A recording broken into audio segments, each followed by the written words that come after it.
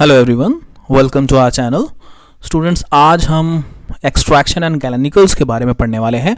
Extraction pharmacy के अंदर अगर मैं बात करता हूँ या फिर हमारी डेली लाइफ के रिलेटेड बात करता हूँ तो extraction it is a process जिसके थ्रू हम एक्टिव कॉन्स्टिट्यूएंट्स को उस ड्रग में से बाहर निकालते हैं। मैं छोटा सा आपको एग्जांपल देता हूँ एक्सट्रैक्शन हमारी डेली लाइफ से कैसे रिलेटेड है, क्योंकि एक्सट्रैक्शन आप सब लोग डेली अपने घर के अंदर करते हैं। जैसे कि एग्जांपल छोटा सा है, आप लोगों को अगर चाय पीनी है तो चाय में क्या करते हैं, आप चाय की पत्ती डालते हैं पानी के अंदर, वो गर्म होती है।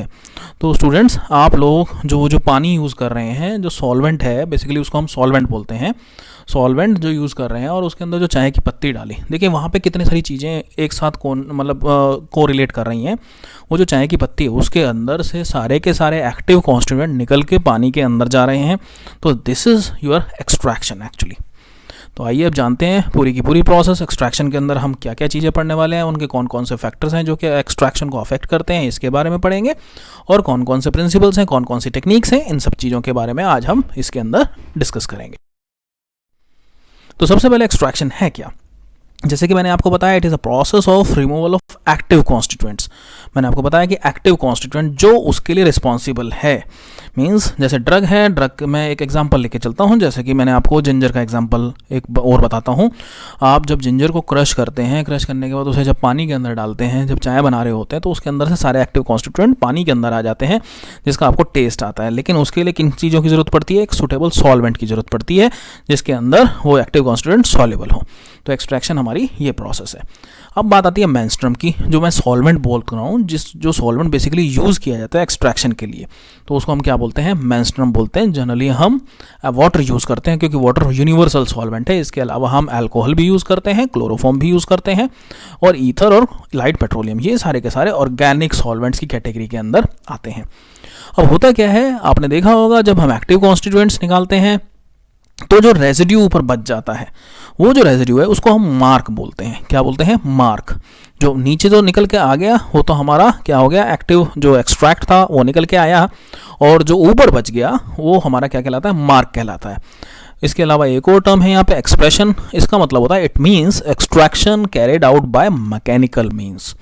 और यहाँ पे देख सकते हैं हम गैलेनिकल के बारे में, द वेरियस प्रिपरेशंस जो कि प्रिपेयर की जाती हैं एक्सट्रैक्शन मेथड के थ्रू, उसको हम गैलेनिकल्स बोलते हैं। वो कौन कौन सी प्रोसेस हैं? इन्फ्यूजन प्रोसेस है, डिकॉक्शन प्रोसेस है, टिंचर प्रोसेस है, ठीक है ना। इन सब के थ्रू ये सारी के सारी ये क्या है बेसिकली, जिनसे हम अपने अब यहाँ पे आप देख सकते हैं, यहाँ पे दो टाइप के वो बता रखे हैं कि टिंचर्स जो हैं, टिंचर्स एक्चुअली क्या है, अल्कोहलिक प्रिपरेशन होती है, ऑरेंज टिंचर बनाया जाता है, लेमन टिंचर बनाया जाता है, बेंजोइन टिंचर बनाया जाता है, टॉलविन टिंचर बनाया जाता है।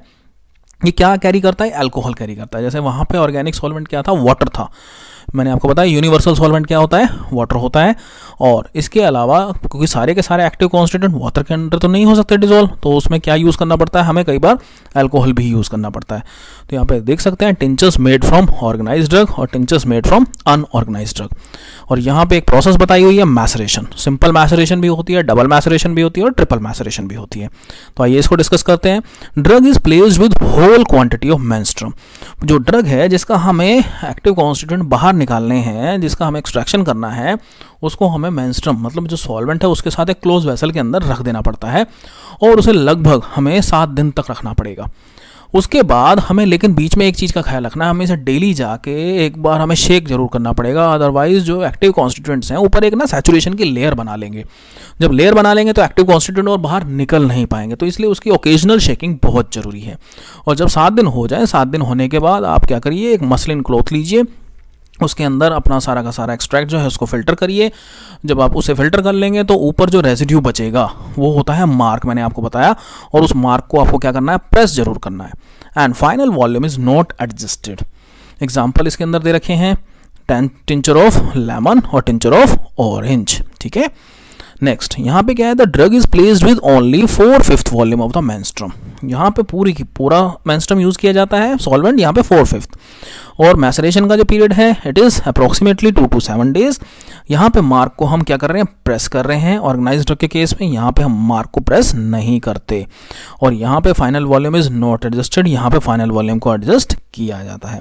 इसके क्या एग्जाम्पल्स हैं? मैंने आप लोगों को पहले ही बताया था, tincture of benzoin and tincture of टॉलविन। I hope आपको ये समझ में आ चुका होगा। अभी मैं जो प्रोसेस की बात कर रहा था इन्फ्यूज़न और डिकॉक्शन की, आइए इसके बारे में जानते हैं। इन्फ्यूज़न क्या होता है और डिकॉक्शन क्या होता है। इन्फ्यूज़न प्रोसेस के लिए हम कोल्ड और बॉइलिंग वाटर यूज़ करते हैं एज अ मेंस्ट्रुम, जो सॉल्वेंट होता है हमारा, और यहाँ पे drug is boiled in water decoction के अंदर। Drugs having soft tissue is used, यहाँ पे सॉफ्ट टिश्यूज़ जो होते हैं उनको यूज़ किया जाता है, यहाँ पे हार्ड टिश्यूज़ को यूज़ किया जाता है। ड्रग कॉन्स्टिट्यूंट में भी वॉलेटाइल, यहाँ पे कॉन्स्टिट्यूंट कैसे हो सकते हैं, वॉलेटाइल हो सकते हैं, लेकिन यहाँ पे कैसे होंगे, नॉन वॉलेटाइल होंगे, जो अपने आप इवेपोरेट नहीं होते हैं। यहाँ पे final volume is not adjusted, लेकिन यहाँ पे फाइनल वॉल्यूम को एडजस्ट किया जाता है। आई होप आपको इन्फ्यूज़न और डिकॉक्शन के अंदर भी डिफरेंस जो होगा वो समझ में आ चुका होगा। अभी एक बहुत इंपॉर्टेंट प्रोसेस है, वो है परकोलेशन की, और उसके क्या क्या स्टेजेस हैं, कौन कौन सी स्टेजेस हैं जो कि इन्वॉल्व रहती हैं परकोलेशन के अंदर, इसको मैं आपको डिटेल में बताऊंगा। देखिए परकोलेशन क्या प्रोसेस है, it is also a process of extraction, लेकिन इसके अंदर जो ड्रग को एक्सट्रैक्ट किया जाता है एक बेसिकली कॉनिकल एक परकोलेटर आता है, वो हमारा स्टील का भी होता है, स्टेनलेस स्टील का, इसके अलावा हमारे ग्लास के भी आते हैं, प्लास्टिक के भी आते हैं। उसके अंदर ऑलरेडी साइज़ रिडक्शन जिस ड्रग का हो रखा होता है, यहाँ पे आप देखो एक वर्ड दे रखा है कम्युनिटेड, इसका मतलब होता है जिसका साइज़ ऑलरेडी रिड्यूस है, मतलब उसे क्रश करके साइज़ रिडक्शन किया गया है, उसको हमें is extracted by the passage of suitable solvent. एक कॉलम है जो मैंने आपको बताया कोन शेप का रहता है, और उसके अंदर पूरा पूरा सॉल्वेंट के साथ पैक करके रख दिया जाता है। इसके अंदर कुछ प्रोसेस हैं, जैसे कि इम्बाइबेशन की प्रोसेस होती है। सबसे पहले इम्बाइबेशन में क्या होता है कि जो ड्रग है, ड्रग को सॉल्वेंट के साथ थोड़ी देर के लिए डिप करके रखा जाता है, जिससे कि ड्रग स्वेलो हो जाती है। वो स्वेल करने का, स्वेलो नहीं एक्चुअली स्वेल हो जाती है, तो स्वेल करने का जो प्रोसेस है वो क्यों है वो आगे मैं डिस्कस करूँगा। यहाँ पे आप देख सकते हैं ये हमारी सिंपल परकोलेशन है जिसके बारे में यहाँ पे बताया गया। मैं आपको सीधा सीधा समझाता हूँ। देखिए ये ड्रग है, ड्रग को यहाँ पे हम पैक कर रहे हैं, लेकिन यहाँ पे नीचे देखिए ये एक आउटलेट है और ये ग्लास वूल है। ग्लास वूल यहाँ पे फिल्टर मीडिया का काम कर रहा है, और जब हम ऊपर से सॉल्वेंट इसके अंदर इंट्रोड्यूस करेंगे, हमें एक चीज़ ज़रूर करनी है, सॉल्वेंट हमें जब तक इंट्रोड्यूस इसके अंदर करना है जब तक ये जो आउटलेट है, ये हमारा आउटलेट है, आउटलेट से फर्स्ट ड्रॉप बाहर ना निकल जाए, क्योंकि हम ये चाहते हैं कि हमारी पूरी की पूरी ड्रग का अच्छे तरीके से एक्सट्रैक्शन हो। इसकी वजह से उसको हमें बॉटम तक लेके आना पड़ता है। उसके बाद आप उसे बंद कर दीजिए, हमें वहाँ से सॉल्वेंट निकालना नहीं है, हम सिर्फ ये चाहते हैं जहाँ पे पहली ड्रॉप गिरे वहाँ पे आप उसे बंद कर दें, ताकि ड्रग और सॉल्वेंट अच्छे टाइम तक के लिए कॉन्टैक्ट में आएँ। जब कॉन्टैक्ट में आएंगे तभी एक्टिव कॉन्स्टिट्यूएंट बाहर निकल पाएंगे। यहाँ पे देखिए एक फिल्टर पेपर की एक लेयर लगाई गई है और उसके ऊपर वॉश सैंड लगाया गया है। वो क्यों लगाया गया? ताकि जो ऊपर की लेयर है वो अनडिस्टर्ब रहे। अदरवाइज क्या होगा, यहाँ पे वो अनडिस्टर्ब नहीं रहेगा और पूरा का पूरा जो है यहाँ पे हिल जाएगी और हो सकता है ड्रग हमारी इस टाइप की शेप ले ले। ऊपर से ये लिड जो लगाई गई है बहुत ज़रूरी है, ताकि हमारा जो मेंस्ट्रुम है वो इवेपोरेट ना हो सके। उसके बाद जब हम देखते हैं कि पूरी की पूरी प्रोसेस हो जाती है, यहाँ पे नीचे आप देख सकते हैं कि सॉल्वेंट हमारा जो बेसिकली एक्सट्रैक्ट जो है वो नीचे इकट्ठा चालू हो जाता है। इसको हम परकोलेट बोलते हैं और ये जो प्रोसेस है पूरी की पूरी परकोलेशन कहलाती है। आई होप आप लोगों को ये समझ में आ चुका होगा। स्टूडेंट्स, पूरी की पूरी डिटेल अगर आप इसकी जानना चाहते हैं तो ये एक हमारी ऐप है, इसको ऐप को आप डाउनलोड भी कर सकते हैं, जिसका लिंक इस वीडियो के डिस्क्रिप्शन में आपको मिल जाएगा। ये हमारी उदित फार्मेसी की ऐप है, इसको आप जरूर देखिए। और अगर इन केस अगर आप कोई भी इन्फॉर्मेशन चाहते हैं तो ये हमारा कॉन्टैक्ट नंबर है, इससे भी आप कॉन्टैक्ट कर सकते हैं। ये स्टेजेस जो बताई गई हैं मैं ऑलरेडी आपको बता चुका हूँ। पहले नंबर पे साइज रिडक्शन करते हैं, साइज रिडक्शन मैंने आपको बता दिया, फाइन पीसेस में रहेगा, यूनिफॉर्म पैकिंग के लिए इंपॉर्टेंट रहता है। सेकंड पीरियड इज इम्बाइबेशन, जिसका नाम होता है, मैंने आपको बताया था क्या काम होता है, मॉइस्टनिंग ऑफ ड्रग। क्यों जरूरी होता है? थोड़ा सा स्वेलिंग करने के लिए। अगर स्वेलिंग होगी तो अच्छे तरीके से पैक हो जाएगा और वहाँ पे जो ब्लॉकेज है ब्लॉकेज बच जाएगी और जो फालतू की एयर है वो भी वहाँ से निकल जाएगी। नेक्स्ट जो है पैकिंग। पैकिंग मैंने आपको बताई, नीचे ग्लास वूल को रखा जाता है। पूरी की पूरी ऑलरेडी मैं आपको प्रोसेस समझा चुका हूँ, आपको एक बार बस इसकी रीडिंग लगाएंगे अच्छे से समझ में आ जाएगा। नेक्स्ट जो है मैसरेशन। हमें क्या करना पड़ता है, ड्रग को लंबे 24 घंटे तक के लिए रखना पड़ता है, जिससे कि मेंस्ट्रुम जो है टिश्यू के अंदर पेनिट्रेट कर जाए और पूरी की पूरी ड्रग जो है वो डिसॉल्व हो जाए, जो एक्टिव कॉन्स्टिट्यूएंट उसके अंदर से सारा का सारा निकल जाए। और एंड में हम क्या करते हैं, कलेक्शन ऑफ परकोलेट। जो नीचे मैंने आपको बताया एक्सट्रैक्ट जो निकलता है, आफ्टर 24 आवर्स आउटलेट को ओपन किया जाता है और सारे परकोलेट को इकट्ठा कर लिया जाता है। मार्क को फिर हम प्रेस करते हैं और ऐड कर लेते हैं परकोलेट के अंदर और volume is adjusted with menstruum. और फाइनली एंड में क्या करते हैं, क्लियर सॉल्यूशन बन जाता है, जिसको हम क्लैरिफिकेशन फिर कर लेते हैं। इसके अलावा एक और इम्पॉर्टेंट पार्ट है जिसका नाम है कंटिन्यूस हॉट परकोलेशन प्रोसेस, जिसका नाम सॉक्सलेट, जिसको हम सॉक्सलेट के नाम से भी जानते हैं। यहाँ पे आप देख सकते हैं जो एक्टिव कॉन्स्टिट्यूएंट हैं क्रूड ड्रग के are soluble in the menstruum और difficult to extract from the cell.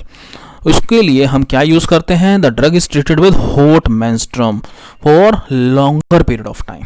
तो जिस ड्रग के एक्टिव कॉन्स्टिट्यूएंट को निकालना थोड़ा सा भारी पड़ जाता है, तो ऐसे प्रोसेस के लिए हम सॉक्सिलेट अपरेटस यूज़ करते हैं और ये जो पूरी प्रोसेस है ये सॉक्सिलेशन कहलाती है।